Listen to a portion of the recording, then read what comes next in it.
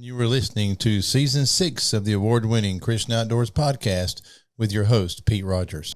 Hey, everybody. Welcome back to Christian Outdoors Podcast. As Pete said in the intro, we're joined today by Bert Sorin.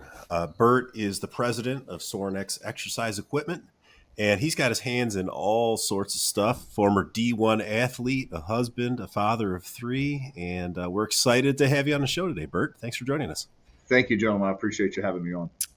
Yeah, so why don't you give us the mile-high view of who Bert Sorin is? That's always an interesting question, right? Yeah, we'll dive right in. Who are you? Well, I'm a son. I'm a father of three. Husband. Try to be a good husband. I've just celebrated my 15th anniversary. My wife and I went to Egypt for that, actually, with Elijah Nice. Streams. I don't know if you guys are familiar with them. So we were out there with that group for about 10 days. Had an awesome time. Yes, I'm president and owner of SorinEx Exercise Equipment. We've been around 45 years. And we build custom and high-end weightlifting equipment, predominantly for universities, pro teams, elite military organizations, but also just home gym clients and professional clients who just, as we say, they just want the best. They could afford anything but to lose. So folks that are very competitive and want to win and want the best gear, we feel like we do a pretty good job of that. So Okay. it's what we've always done, or at least I've been here 26 years. My dad started it 45 years ago, and his family-owned business, all American made. And so that's the business side and a little bit of who I am. Yes, I was an athlete in college and then professionally for a bit in track and field.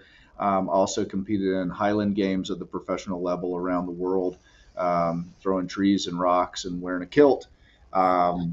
Always been into strength and conditioning, but my first love was the outdoors, and still to this day, I'm 48 years old, and still there's no freedom like being outside on the water or having a pair of boots on and a rifle in your hand and a tag in your pocket. Like that's hard to beat. So I try to get outside as much as I possibly can, and it's not nearly enough. Yeah. But it'll work for now. So that's got a little bit about me. Yeah. Okay. Now, do you still wear a kilt? Not in my daily job. Okay.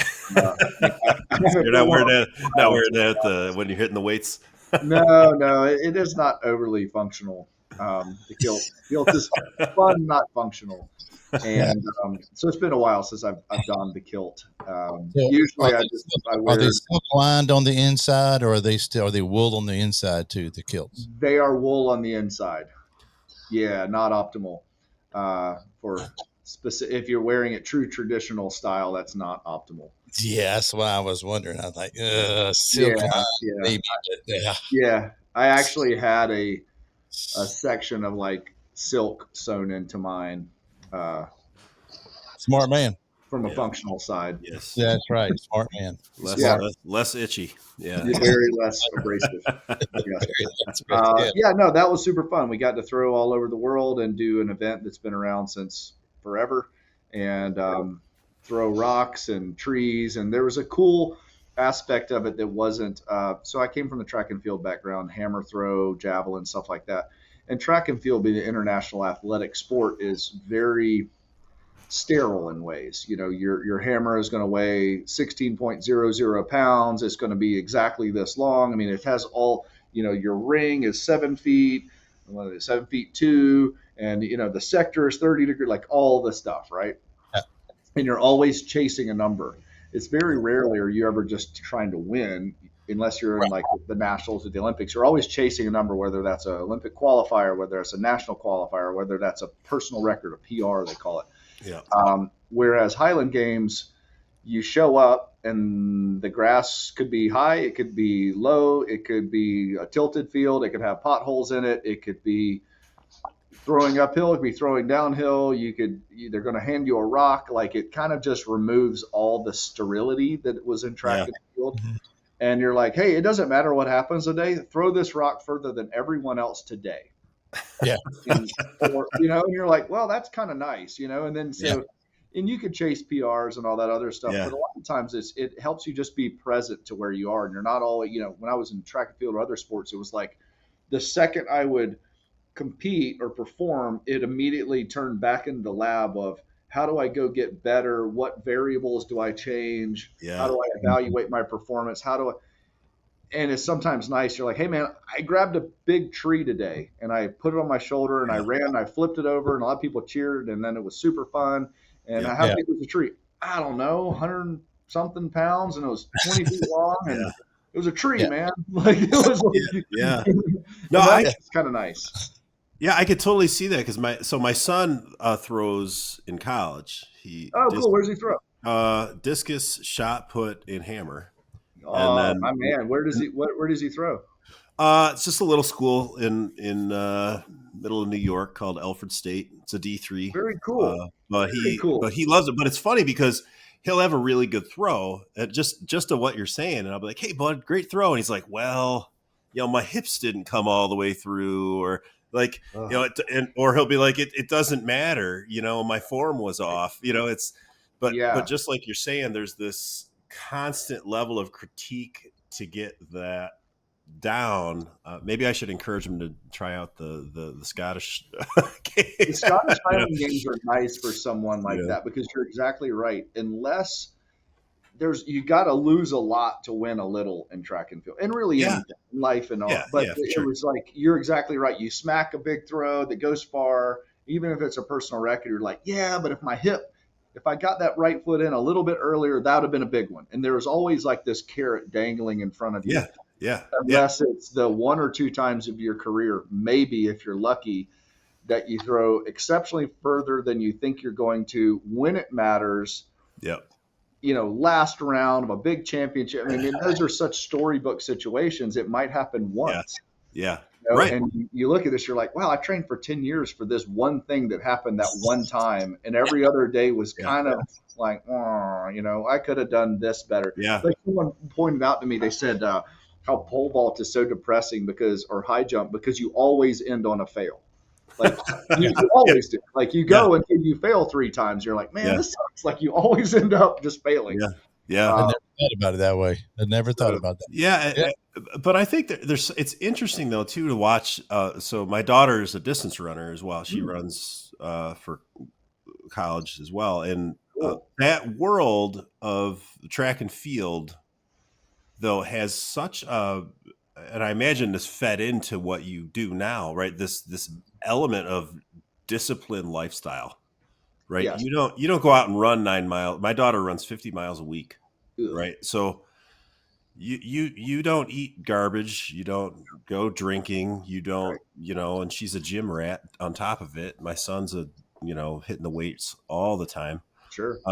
But did that background, I mean, I know your dad ran the company, but being that you were a D1 athlete in the weight room, constantly trying to improve, has that driven kind of how you run your company and all that stuff? Zero question. That's a good evaluation. I mean, track and field is the sport of training. Like that's what people have to understand, where football is more of an open skill. You could do a lot of training, but sometimes you could be good at football because you're born. Like you're just right. That's why I wasn't good at football.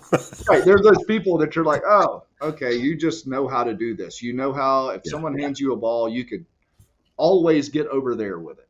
It's just because that's who you are. Whereas no one was ever born to throw the hammer really far. You have to be made.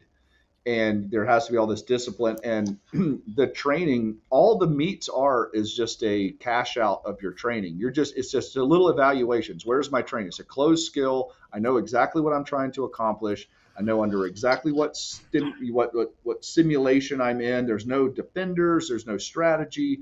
So it's every time. It's a scientific experiment. Run the experiment. Check out the data, come to a conclusion, have a hypothesis for the next weekend, do the data, run the experiment. And it's just over and over and over. That's it did frame kind of how I did the rest of my life, which was discipline, consistency, run the experiment. And that's what even my wife and I laugh about. That's how I see hunting. That's how I see business. If we're business for me is running the experiment. Here's a hypothesis. I think this machine would work, or this load parameter would work. Well, I could talk about it all I want, just as I could talk about how this training program to throw the hammer further would work well. But unless I actually did it and gained data points and ran the experiment, as I say, I'm no further along. So with work, I think, hey, this machine would work if it did this and the load parameter here. Well, I have to go out in the shop and I have to build it and I have to get it there. And then if it works, and then I have to gamble again and go, will this work in the marketplace? Right. And then you do your marketing and you do all your stuff, and then you're still running the experiment. Did it work? Did we sell them? Did people feedback? Do they like them? But then I'll put this in the outdoor world, whether it's hunting or fishing. My wife, like I said, she'll laugh. We'll drive down the road together. When we first started dating, I would look over her every field we would pass or every power line we would pass. She's like, what are you doing? I was like, I'm looking for deer. And she's like, well, you're never going to hunt that place. I go, no, it's just built into me. If I pass a field or a power line during a certain time of the day, I'm going to look down at in that back left corner of that field that drops down, like, because that's me running the experiment. My hypothesis is there's going to be something there. It's the right time of day, the right time of year. But I have to have this thing in there, and that's probably the explorer mindset. And so that's, I put up a stand on this pinch point. Well, I could talk about it, and all the data could tell you there's scrubs, there's scrapes, there's rubs, there's trails, there's all these things. But you don't know until you're sitting there on November 7th with a 30, a barometer of over 30 and a dropping temperature. I don't know. It might be a terrible place, but in 12 hours, I'll know, and I'll just sit in that tree and figure it out. So, like, for me, that's always that adventure of, I think this will happen. Let me set up the scenario as best I can for a high level of success potential, but you always got to run the experiment. You got to go out there and try it. Yeah. And now we ride by the fields looking for turkeys this time of year. Of course. Exactly. And then when you see one, then you're like, hey, what time is it? And then you're like, do I have access to that place? Do I need to go drive over there right now and talk to the landowner? Like all those things, right? Yeah. I told my neighbor, I see a big gobbler every day in his wheat field he has planted right behind my house. I've been seeing him every day about 1:30. And I told him,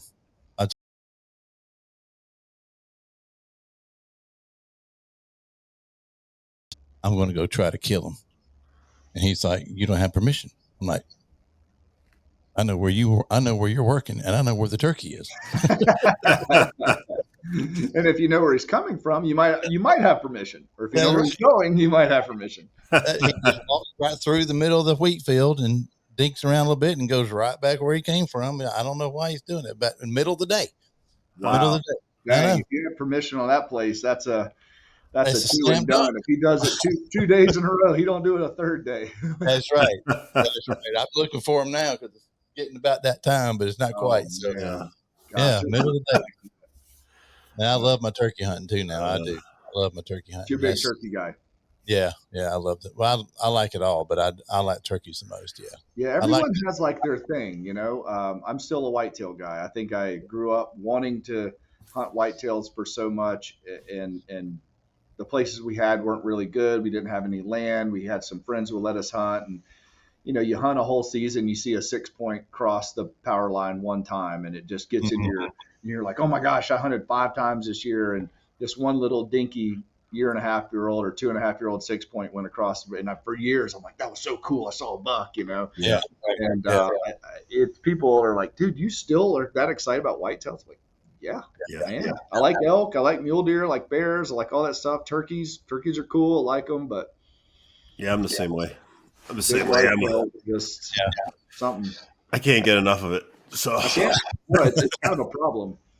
Kind of a problem. I plan out all these things now that I'm going to go do in the fall. It's like, I'm going to try to hunt this place and this place, this, and I start looking at the calendar. I was like, there's no human way that I could be at all those places in October, November. Like, I know we have a short window of the prime time. You got to be everywhere for between October 20th and November 15th.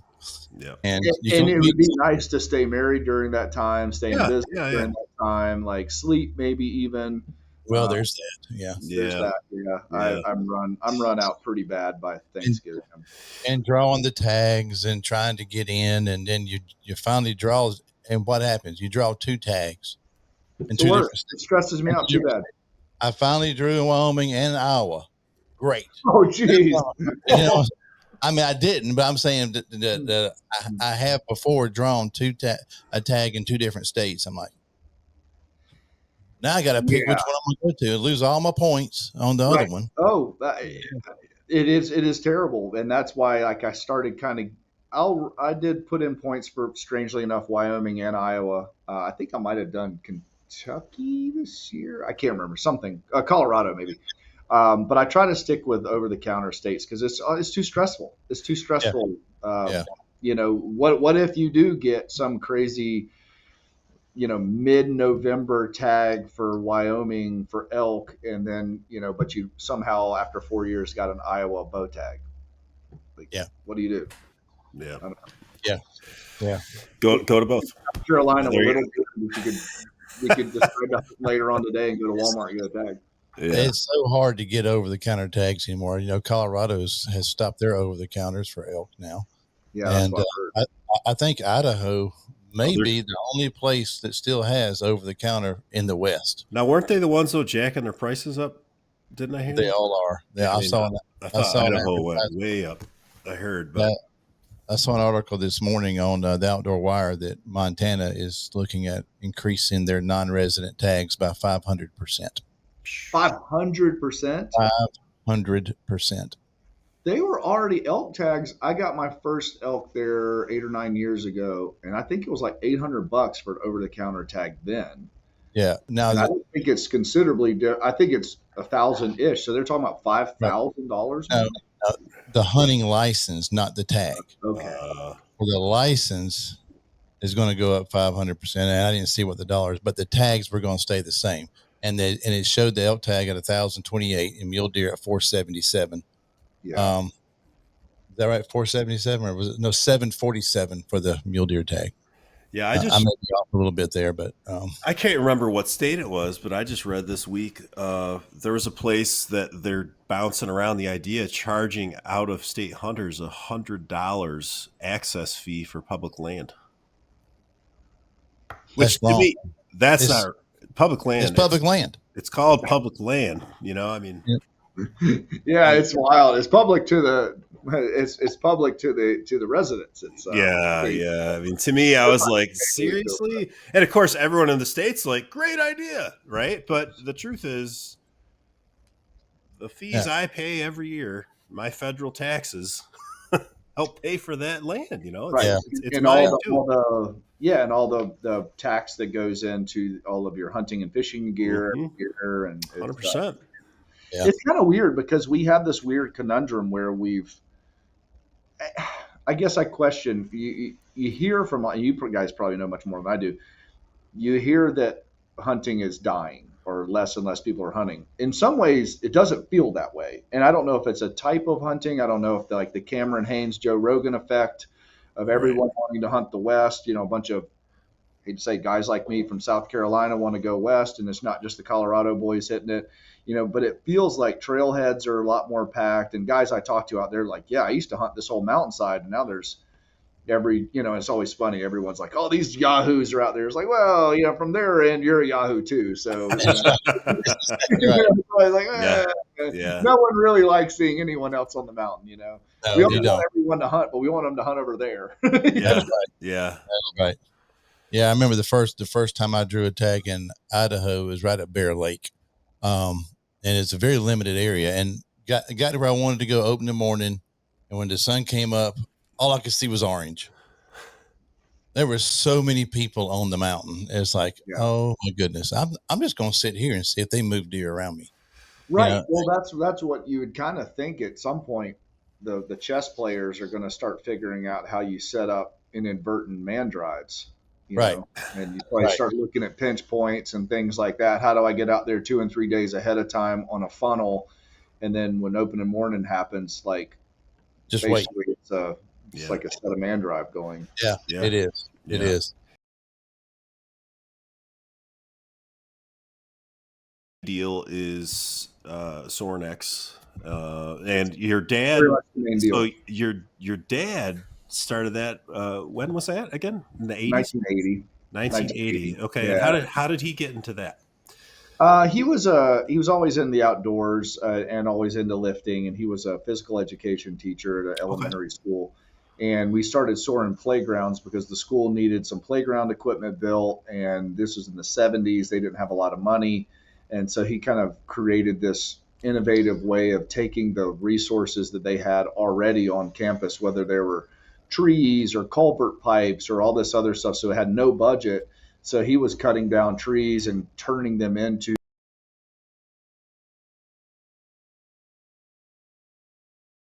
do it. And then, but it was really cool because he incorporated the BE classes, but also he would get the science teacher and like all the people that and make a lesson out of the construction and to Huh. build buy-in with the kids as well as the teachers.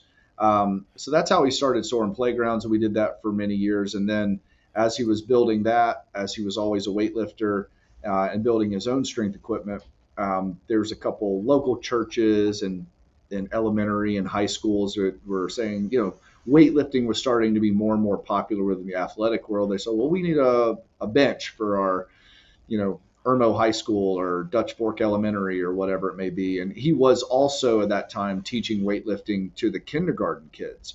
Oh, So wow. he really kind of bucked the system because everyone's saying, oh, you can't do it because of growth plates. You can't do it because of stunt and growth and blah, blah, blah. And so, but he was teaching little kids, and there's an article for probably 75, 76, 77, somewhere in there, where it's kindergarten kids in little bell-bottom jeans, like catching snatches that were on a broomstick and front squatting and all this stuff. And Nice. his point was, if I could get kids staying active, appreciating weightlifting, learning form, even if it's with very little weight, this will eventually help them.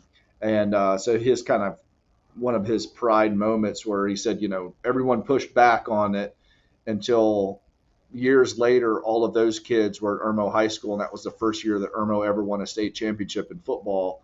And he was like, well, all those kids knew how to move and to lift since, and they're one Yeah. of the first ones in the state that were doing it. And so that was always a little bit of his, Huh.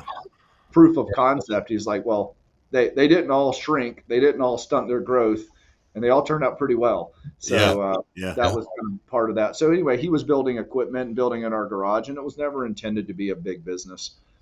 It was every man wants to be relevant and wants to be, the whole "am I good enough" piece. And he's like, I think I could build some things in the industry that would help. And as that got deeper and deeper water, the customer base started growing. And then one day we're staring down the barrel of some larger universities and some military installations, and you kind of go, wow, how did I get here? And it wasn't, then you realize you're like, oh, right, I did the same thing for 15 straight years Yeah. and Yeah. struggled a whole lot. And then all of a sudden, you could build a little bit of a brand in 15 short years. And Right. then it wasn't really what I would consider a world renowned brand for probably 30. So when people are like, oh, you guys blew up, and I'm like you mean since 95? Like, what part between, sorry, so my light kicks off if I don't move around. So I'm practicing being in theater blind by not moving too much. So sorry about that.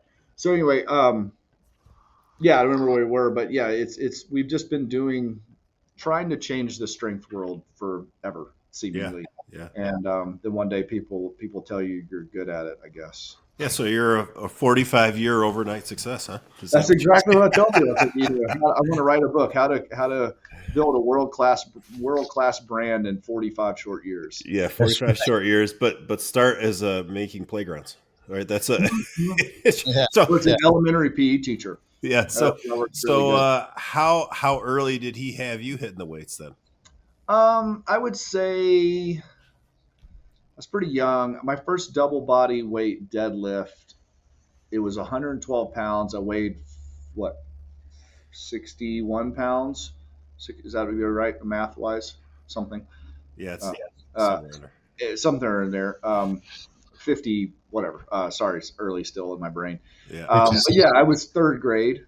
And Wow. I wasn't lifting constantly, but Pops wanted to put in just those excitement for excitement for little stressors. So my parents were divorced. I would go over to Pops's house, and then we would mess around with some outdoors stuff or whatever it may be, camping equipment, and play with all that. And then we would go in the weight room, and he'd have a little bar loaded, and he'd see what I could deadlift, because that's a pretty innocuous like lift, right? You grab the bar, you stand up.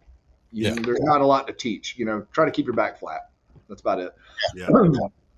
And it's the fun part. People, oh, kids are going to get hurt. Kids don't know how to pull hard enough to get hurt.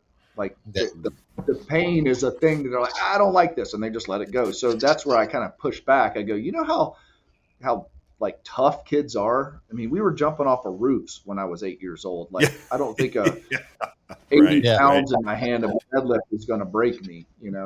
So anyway, so he would give little prizes if I'd hit PRs, and so he was kind of like, it might be a little Swiss Army knife if I did double body weight deadlift. But I remember that he told me one day, he's like, well, a man can deadlift double body weight. He goes, that's like a mark of a strong man. And I've always thought that would be cool. So it's 56 pounds. So I did 112. But anyway, so I remember having to write a little thing for third grade, my happiest moment of my life. And I wrote that the day that I deadlifted double body weight. And I remember standing in front of my class, and this is what, 1985, 1986. And people are looking at me like, what are you talking about? Like, no one knew what a deadlift was. All the other kids were like picking their nose, looking around like, what's this guy talking about? Yeah. My teacher probably had zero clue what was going on. Mm-hmm. So I picked up from that pretty quickly that wasn't the typical activities, which would very accurately depict the rest of my life. So that's too funny. If I may, Bert, one of the things I noticed about your equipment, looking on your website and stuff, yes, sir, is y'all tend to do things different from most manufacturers nowadays who make things to be planned obsolescence is a common word in manufacturing nowadays. We make it so that it will break at a certain point so we can sell it again. But you make things that last. But you make things that last for decades. Yes, sir. Yeah, the goal of our equipment is that it won't break. I mean, originally our first line was built to last. We called it bomb proof back in the day. And it's one thing if your vacuum cleaner breaks, you want the person to have to fix or purchase a new one. I don't want any part of something breaking if they have 500 pounds over their head. I don't want any piece of that. My goal is for it not to ever break. An athlete that's being paid millions of dollars, that is a whole different animal. Yes. Not playing, or anyone. I'm just saying, but no. My goal is for it to never break, and for them to hand it down to their kids. And then if you designed it correctly, there might be some upgrades they could purchase from just an enjoyment standpoint. But I have some customers that bought things from us in the 80s that they're 60, 65, 70 years old. They've contacted me and go, gosh, I'm still using the same bench I bought from your dad in 1986. My son has had it. My son's 35 years old now. He has it in his house, and my grandson's starting to lift on it. Hey, I need to buy a new pad for the bench. That's awesome. That's awesome. So that's the goal of building kind of heirloom level equipment that's built to last. And so we've really, our stuff isn't necessarily durability as our only calling card. Ours is truly, like you said, seeing the industry differently and attempting to create innovation of application, do stuff that the other equipment in the industry couldn't do. So that was where we kind of made our strong suit. So if you're I'm looking at your hack squat machine here. So if you're designing that and making it, there's other people that make it, but you say, I want to make this better and one that obviously won't break, but maybe have a little bit more adjustments in it, maybe where you can put more weight on it than what your competitors can, and those kind of things. Yeah, that's a good way to put it. And so we won't make a version of something. And some things we have are completely proprietary. No one else is making something like it. Okay. It generally gets knocked off and copied relatively quickly. But that being said, if there's already something out there, we didn't design a hack squat. We've had a hack squat for 40 something years. we've just relaunched a hack squat. We have to have a reason to do it. Well, my staff will come to me and say, hey, we need to redo the hack squat. Okay, why? What are the customers looking for? What is the industry standard? What is seen as the best features in the industry right now? Can we legitimately make something better? What is that, and how do we do that? Otherwise, I'm not into copying someone's stuff. I'm not into just me too. Hey, we got one too. That's maybe I'm just still too emotionally and personally connected to it. That just doesn't. It's not interesting. It's not interesting to me to just knock off something and copy it perfectly because so we could put it on a sheet. So that specifically that hack squat you're talking about has an adjustable deck. That way you could change the angle of the ankles, which puts different stress on different places of the upper leg. But then also that piece has something that no other hack squat has. It has an adjustable butt pad. So if you have an extreme lordosis in your back or you have a big butt, big glutes, which a lot of athletes do, you could remove that pad out of the way so you could have a more of a natural patterning of the squat pattern. So those are just some of those little things. Is the unit going to break? No. Is it going to still have high load parameter? All that stuff, yes. But how can we make it better than what is currently out there? So that's kind of how we've always looked at things. Yeah. Wow. So when you outfit a university or a professional weight training facility, it's a one and done. Not necessarily. Not if we do it right. You want them to last, of course. But it's kind of like people say, well, what do you do after every university has your equipment? I said, that's like asking, what do you do after every American has a car? Well, they're going to buy another car, whether they want it, or a shirt. Well, I own a shirt. I don't need another shirt. Well, you're probably going to order another shirt at some point. Yeah. So the people who love weightlifting equipment, they're always pushing for that next thing, just like a laptop, just like a phone, just like a gun. I'm sure every hunter out there has a gun, and every hunter out there is probably looking for a different one. That's fair. Yeah. The joke is, how many guns do you have? One less than I need. Well, how many do you need? One more. Yeah. Yeah. And so that idea, and it's especially in the athletic end of it, college specifically, it's an arms race. And so the big Power 5 college or Power 4, wherever you want to call them at this point, they're all competing for the same kids. So one of their value propositions is to have an amazing strength training facility that's not only going to look great, but is going to hopefully change the trajectory of that athlete's career.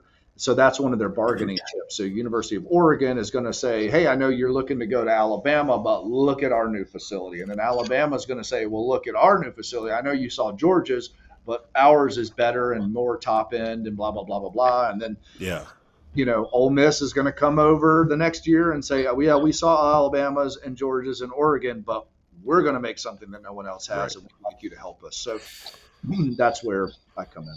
So I'm curious the process then, right? So let's say a big university gets a hold of you and they say, hey, we're building a new weight facility, a new facility. Now, are you part of that entire process, or are they just generally helping design what they need, or are you just like, hey, no? Yeah, I won't be a part of the not necessarily the engineering, and I have been. We've met with the engineers as they're designing the full facility, and say, hey, for our equipment or how you're looking, we'll interview. How are you looking to train your athletes? Meaning, how many athletes? What sports? How big is your staff? What does your training blocks look like? All of those pieces, because much like if you're going to purchase a fishing rod or a gun. If you're to say, what gun do I need? My first thing is, what are you hunting? What's the distance? Where are you going with it? What are you familiar with? Like, we would all kind of ask the same same questions. And so we build out the requirement needs, and then it's the interest needs. It's like, well, what applications were you looking to hopefully accomplish? What is something you've never done before that you've wanted to do with your athletes? What's been a pinch point or a bottleneck in training? And so we kind of take that whole matrix And then you offer equipment based upon their needs, much like you would with a gun or a bow or whatever it is. Yeah. You don't. It's pointless to start the conversation. I would never say, "Hey, you need to get a 18-inch 45-70 with a red dot scope on it." For what? Squirrels? You know,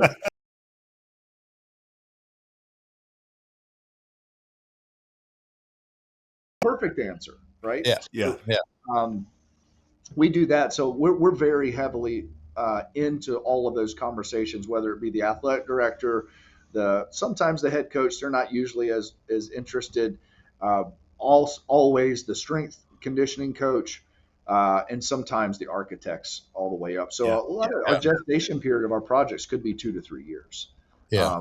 So their Okay. facilities, they're spending a good bit of money with us, but a lot of times, we're putting it in $100 million facility. You're just like, this is crazy that you guys are spending this, but it's a new stadium and a new football operations building, and there's all these other assets. And then, this 12,000 square feet is going to be a weight room. And so how do we make sure this grows out of the same excellence model that everything else they're attempting to do, while also being within budget and meeting Yeah. everyone's needs, making sure that the athletic director, the cool things that he wants, or his wife told him that would look cool, or, the whatever, because it's wild how many hands get in the cookie jar of what they want. So you're kind of like managing everyone's expectations and making sure everyone's good with it. And then the reality of it is, in college sports, it's kind of weird.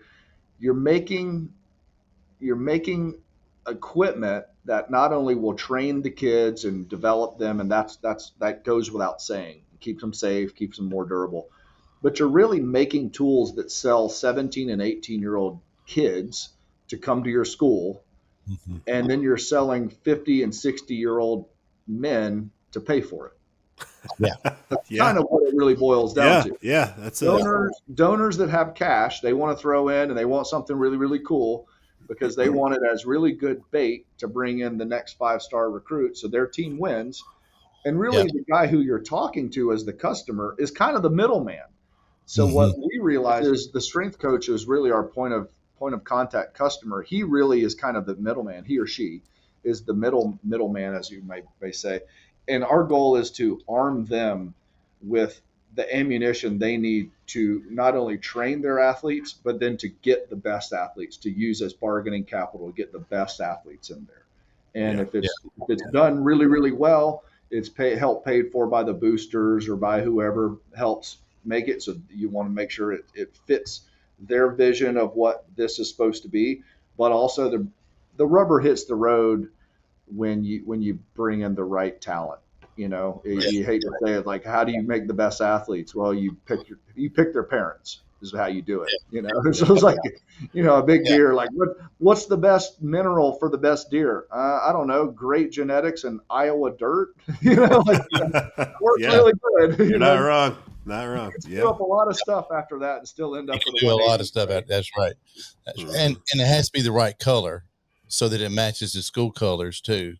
Oh, school colors, but even logos, sayings, fonts. I mean, it gets pretty gnarly when it gets down to the granular Yeah.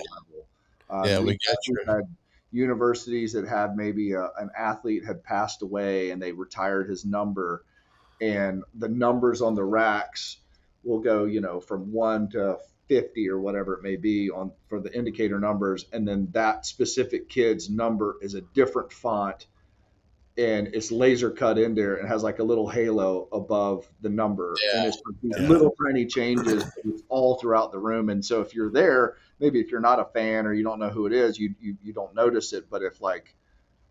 you're at that school and you see number 27 or whatever, and you're like, oh yeah, he was my roommate, he was my, Wow. so those type things we try to add that little extra touch in there for them. Yeah. Yeah. I would never Never would have thought about some of that never stuff. would have thought about that stuff. But Yeah. so you're putting logos even on your equipment too Oh yeah, we're laser cutting stuff in. Like I said, we're changing fonts. We're trying to always, how we've stayed ahead is always attempted to multiple steps ahead of the customer, but also ahead of our competition. So anything Yeah. we just did the BYU room, and it has LEDs built in to different pieces and parts of the racks. Like, a thread pattern within the upholstery that is unlike anything that's been in the industry before. So like there's always these little Easter eggs, and the more Yeah. intentional that you could be about it, the better, right? And that's where we've always seen from a custom aspect of it. Yeah. How do we pull in all those little pieces? If there's lessons that the strength coach or the head coach is trying to teach, and maybe a mantra or something like that within their coaching and Yeah. teaching world, if that's put in their little Easter eggs into the equipment itself, that's the stuff that I Right. think builds full intention. Yeah. So that's perfect then too. If you design a weight room or whatever, and then they rebrand, they're like, "Hey, we have a new logo."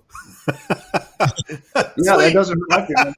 That doesn't hurt my feelings. But but we also try to build in that for the people, the customer Yeah. as well. Yeah. And if Right. they're already pre-threaded and pre-drilled, and if they have new logos for $125, they could per thing, they could switch all of them out, and it takes them a Okay. day. A couple Yeah. $1,000, they're up and going with a new color, a new logo, a new saying. We've had schools actually have a magnet logo scenario we created where every game they could switch out the logo for a different mantra they're going into, that they've already Wow. figured out the season, 12 games, the 12 pillars they're going after, and every week has a lesson associated with it. And so that's where we try to really like lock together with the coach and what their intent is. And it's Yeah. not just this is big heavy thing, lift heavy thing a bunch of times, like past that, Yeah. Huh.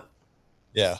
Yeah. I mean, I would never No. considered my brain that you'd have customizable Well, stuff that's not in that. our world. Yeah, that's not in our world. Yeah. So Yeah. Yeah, it's weird, right? I mean, you might be surprised to know it's not, but yeah, yeah. and you have the best where it boils down to is form and function. It's Yeah. Could people walk outside and pick up rocks and get stronger and tougher? Sure. That will work. And then of course now the next step would be we um, we would then you say, okay, just don't go pick up the rocks as much as you want. You go pick them up 5 times, and we're going to do that 6 rounds of 5 times. And then tomorrow we're going to pick up a slightly heavier rock. Well, that's what they call the overload principle. It just, you get stronger and stronger, the Milo principle. You might have heard, Yeah. Milocrete. And then at the other end of the spectrum is kind of what we're doing, which is we're buying in at the heart level, the human level, the muscular level, this potentially the spiritual level. We're teaching or assisting in the teaching. I'm not teaching. I'm maybe come and talk to the team or something, but I'm not a coach. I'm make sure everyone understands that. But meshing into what the coach is trying to give is that. And then if you could put that bake it into the equipment itself, then you have like a really congruent, intentional messaging, and that's valuable. Yeah. No, that's cool. That's cool. So, why don't we take a shift now? We kind of talked a lot about your business and what you do and all that, but obviously, a big part of what we do as Christian Outdoors is we're about faith as well, as far as what that looks like. So I'd just be curious to hear a little bit of your faith journey and how that helps guide you in what you do with SorinEx. Well, my faith journey did not start typically. We didn't really go to church a whole heck of a lot as a kid, and I didn't really understand it. It was one of those, only child, parents were divorced, mom is hanging on for dear life, trying to keep everything together. Dad's building the business. I'd see him, every other week or however that might have worked. And, honestly, I believe both my parents in a way were church damaged. They just, you hear that term, they just didn't have maybe the experience and the understanding that was necessarily, and I know a lot of people that are like that. And so my experience with church was going to my grandparents. If I stayed over there, we would go to her church. Was, from a little kid's 5-year-old perspective, it was dress in a tie and pants that are too small because I haven't put them on in a long time, with shoes that are too small, that I sit in a long bench seat with a bunch of really old people that I don't know, I'm super bored. I have no idea what everyone's talking about. They're using words that I know. Everyone seems to be in on this, and they seem to know what traditions and things are supposed to occur. I don't. Uh, and then we go to eat after that. Mhm. We walk outside, it's bright and sunny, and then we go and eat. And so, unfortunately, my experience with it wasn't very positive. And so, when given the chance, I'll be honest, I watched cartoons in the morning or I went fishing. Yeah. When I got a little bit older, I just wake up and get in my boat and go fishing because I didn't understand that other thing we just did. Um, so that was my early experience, and that was kind of my experience through. And I'd go to stay at friend's house, and they're like, "Hey, bring your church clothes." I'm like, "Okay," so I would bring whatever I had, and I'd go the next morning and try to figure out what was going on. So it wasn't really until probably 24 or 25 in my gym. I had a man by the name of Perry Bowers, and he was just a great guy at the gym that was just always interested in me, always interested in those around him, always speaking very positively, um, just living out the gospel and through his actions. And it was years after knowing Perry that I ever understood that he was a minister or a Christian. It never came up. And he invited me to a Bible study, and I started going to it. And then I would say probably within the year, I gave my life to Christ. And then a few days later, 9/11 happened. And so that was like a pivotal point. You kind of see, wow, the earth and the world is changing. Humanity, there's some different things going on. But that always stuck with me of how Perry did it, which I so super appreciate. And that's what I've attempted to do in my walk, in my, what I'll consider my ministry, is for me, it spoke louder to me when someone was lit the fruits. I saw the fruits constantly. And I was eventually like, gosh, Perry is a guy that I really look up to and I'd like to be more like. I like how he does life. I have nothing that I see that I dislike. He always is helping people. When anytime something happens, he's always the first guy that shows up with food and is always trying, and it was just observations. I'm a hunter. I observe things. And then so when you finally hear, oh, he's a Christian and he is a minister, you go, oh, well, that totally makes sense. Yeah. Okay. Well, that makes sense. And so that's kind of how I've looked at my walk. Um, I've realized I have an opportunity to influence people through whatever they decide they like or dislike about me. Um, and so that's kind of my wife and I have talked. She's a lot more evangelical than I am. Yeah. And I've just kind of realized my goal is to treat people well and to try to live out that through my faith. And if one day, if we're sitting around the fire, maybe having a beer, cooking a steak, and it in faith or God comes up, which there's obviously always ways to make that happen, and the Lord opens up those ways in some very interesting methodology at Yeah. times. Um, I've had it multiple times. People go, I knew there was something different about you. Yeah. And I don't see that as a reflection on me. I see that as a reflection of the Lord working through me as a Right. tool or a vessel. And that I feel good at that point because I go, gosh, I was able to be valuable to the kingdom. I was Mhm. able to be a good steward of the gifts that I was given, whether that's whatever you choose that to be. Yep. So that's kind of where my faith has been. And my wife when I married her, I was a Christian, but I was still very secular and living in the world. And she held me to a higher standard. She had a completely different upbringing, always in the church, 100% Dutch family up in Washington. And, and she had a really great relationship with the Lord and really ate up the word. And so when I started dating her, I realized that she was significantly different than every other girl I had dated, but also held me to a higher standard as a man. And I realized that she was who I wanted as a wife, and who someone I thought I could build a world with.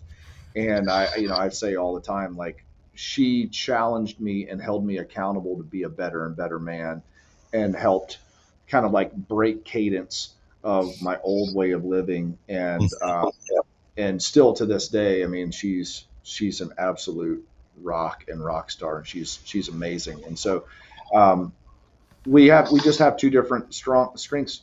She's really super tied to the word, and we'll talk about it a whole lot. And that's kind of how we do it. That's how I've done Yep. it. And but there are definitely things that pop up in life that you like. When we were just in Egypt, we were on like I said, the Elijah Streams, and the tour was done by a man that was, I guess he had his master's in, I'll say it incorrectly, Egyptology or something along like the whole Egyptian deal. But it was Yeah. also tied into the Christian and biblical perspective, which, Hmm. for those keeping up with home, they weren't necessarily the same team, right? Back in the Yeah. day. Yeah, right. And which was really cool. And for me, although I know the Bible is real, and I believe it, it is, I'll just admit, for me, it is easy to at times feel like the Bible are stories that are in this Bible thing, and then so when you're in Egypt and they're talking about, hey, from the Egyptian, because the Egyptians were the ones that scribed everything, so they kind of kept the score of the Middle East. When they're talking, and the people they're talking about, and the dates they're talking about, and the events they're talking about completely align with the Bible, and then you have that little caveat, you're like, hey guys, and let's not forget, they're not on the same team. So when there's some Yeah. substantiation, and that was just a reminder to me, is like, wow, this is a living, breathing thing that is accurate. Yeah. That did the Christian story, or the story of Christ, had, we know it to have giant ripples throughout the world, changed the world.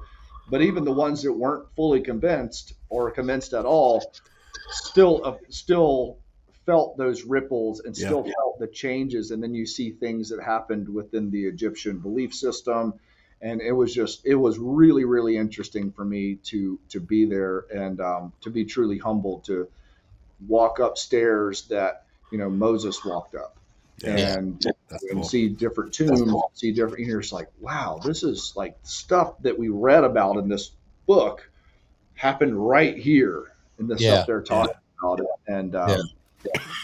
so that's kind of my long answer to some of Yeah. the stuff I've experienced recently. Oh, that's great. That's great. And I don't know how common that is to what you guys have experienced. Maybe your background's completely different. Oh, I think everybody's journey is different, right? And I think God uses us where we're at when we say, and like you said, right, your wife is more of a, Yep. evangelist type, and you're Sure. more of a, I don't know, steady Eddie. Is that the right way to put it? But you know what I mean? Like you're Yeah, living yeah. I life kind and of you're, like. yeah, I kind of like the it to come out later in the wash, right? yeah, And yeah, and Yeah. then yeah. and for me, how Yeah. I view my trick light again. What was that? I'm gonna hire a monkey to hang out in here with me to move around. Sorry about Hey, there that. we go. We can Wildly see you embarrassed. again. Um, so yeah, for me, I always, if someone tells me something too early, like for instance, if someone I meet and within the first month of knowing them, like, or first week sometimes, oh man, you could trust me. A lot of times what I hear in my mind now is, I can't trust you, because Yeah. why would you have to say that? Just Yeah, just live life, and let's just kind of do life in parallel, and yeah, let the Yeah. chips fall where they may. And so that's where I've been very careful to be very overt personally, because I've had some bad experiences with it. I would rather do life or do business with someone for years and go, gosh, that person's always a straight shooter. They're always thinking of others. They're always making generally the right call on things. Um, and then we get talking, and then they're like, well, yeah, my faith is a huge part of that. And I go, yes, you're doing the work for the kingdom, Yeah. versus putting it out front. And at times I've seen people use that as I wouldn't say a smoke screen, but I've been less Yeah. than happy with Right. what's happened, and that's just a hard reality of it, or at least from Right. my perspective. Yeah. Right. Well, you made a comment a minute ago, Bert, that said maybe y'all's story is different than mine. And Mm-hmm. one of the things I've said on here a lot, if you've listened to us at all, is there's no wrong way to come to Jesus. There's your way. Right. Right. That's a And great so way. I want the listeners to hear that there's no right way or wrong way to Right. come to Jesus. It's your way, and your way is unique to you because of the way the Holy Spirit speaks to you and the way that He Yes. draws you from your experiences and from your life events. So, don't think, well, I didn't do it the way Bert did or the way John did or Pete. That doesn't make it wrong or right. Yeah. It's just your way. It's just You're your never way. too early. You're never too late. That's And right. there's never so much dirt that it can't turn around, and there's never so That's much, right. high operation that you can't get knocked down either. So Yeah. That's right. That's right. I totally agree with you, and I wouldn't change any of my story. I wouldn't change it because when certain things occurred, I believe were when they needed to occur. Mm. And I'm going through a journey right now. My mom, she's battling very effectively battling cancer, and I'll just be honest. A beautiful part of that is the experience has brought her closer to the Lord, and it's brought us. We were very close to start with. It has brought us even closer, and I've seen her heart and mind change so much for the better within the last 4 weeks.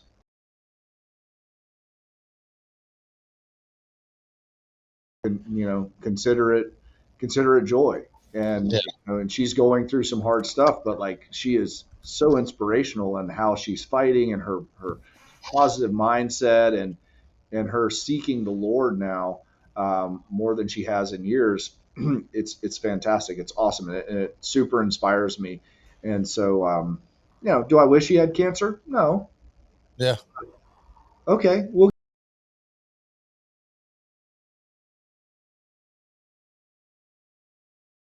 her life in a lot of great ways. Then pony up, let's go.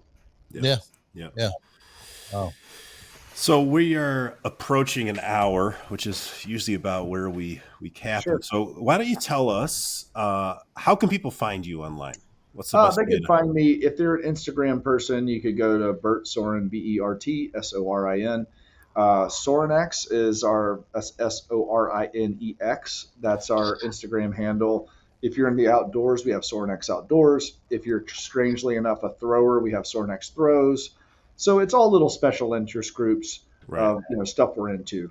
If you're interested in some free programming, we have what we call Squattober. Some of your users may have heard of that.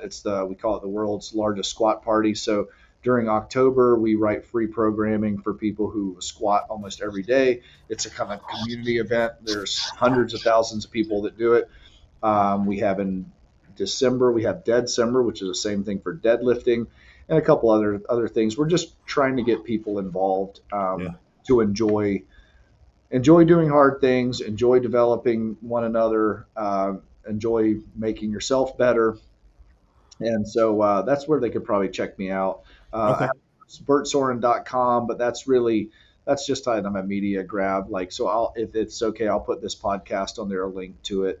absolutely. So that's just kind of more than anything. That's like for my kids one day were like, "Hey, Daddy, what did you do at work?" A bunch of times I'm like, "Hey, just this is a weird way to do a scrapbook," and you could Modern yeah, I don't know, but it shouldn't be too hard to find Okay. stuff that Okay. may be semi interesting. Yeah, no, appreciate it. And I'll have to, I'm sure my son will love the throws page. Heck So yeah, I'll point him in your direction, but yeah, that's cool. So how old is your son now? he'll be turning 19 in a couple months. So just Awesome. did his freshman year of college. He'll be coming home a week from Saturday. So, Oh, very cool. So but it's shot, discus, and hammer. yeah, first year as a college thrower, first year throwing hammer. Loves it. He's more of a discus guy than a shot put Is he? guy. How far is he throwing discus? Oh man, good question. Because The Don't mean to put you on the spot. No, because he just, this year he just went from high school to college weight Yes, they bump difference. up the weight. Yeah, So it was sure. like 30, I don't even know what his long was, 34, 35 meters, Meters, maybe somewhere in there. So yeah. It's interesting to try to convert out of that littler discus. It's yeah. So it's been, but he enjoys it. He very enjoys cool. it. Well, So please tell him I said good luck, and if I have a SorinEx throw shirt, I'll try to shoot me an address, and I'll send him a okay, shirt like okay, his size, and I'll send him a SorinEx shirt regardless. But if we have a SorinEx throw shirt, still I'll send him one. okay. Appreciate that. Thanks a lot. Thanks a Yeah, lot. I got to take care of the throwers. Yeah, appreciate that. Yeah, Pete, Jeff. There's so much pride and money to be made in the sport. Maybe Yeah. if you're really good, you get a free T-shirt one time. Hey, there you go. Oh, he'll love that. He'll love that. So, Pete, do you have anything to add before we go? I don't, but Bert, just thank you so much for Yeah. sharing your story, man. It's Sure. just from the entrepreneurial side, because I have that spirit in me as well from the entrepreneurial side, but also from the faith side. It's just refreshing to hear somebody be completely honest about, my story is my story, and I appreciate that very much. Thank you for that. Thank you, Pete. I appreciate it, and I hope you do well with your shoulder surgery. Thank you. Thank You're you. very welcome. I'll be Appreciate it. praying for you guys. All right. Thanks a lot, All right. Bert. Appreciate Thanks, you. guys. Take All right. care.